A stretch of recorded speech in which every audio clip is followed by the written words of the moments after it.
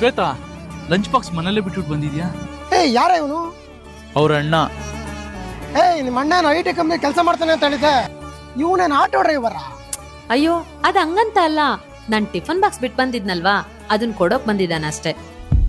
ಬಾಬಾ time ಆಯ್ತು ತಗೋಣ. YK ತಂಗಿಗೋಸ್ಕರ ಓದು ಬರ ಬಿಟ್ಟು ಆಟೋ ಓಡಿಸೋದು ಕಲಿತೆ.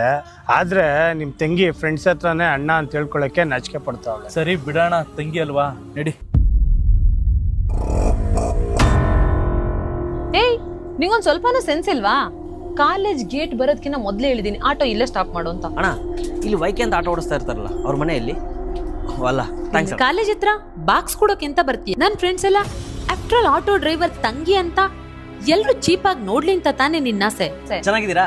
ಅಣ್ಣ ಚೆನ್ನಾಗಿದ್ದೀನಿ. ಅಣ್ಣ ನೀವು ಹುಷಾರಾದ್ರಾ? ನಿಮ್ಮಿಂದಾಗಿ ಚೆನ್ನಾಗಿದ್ದೀವಿ. ಆ ಥರ ಎಲ್ಲ ಏನಿಲ್ಲಪ್ಪ.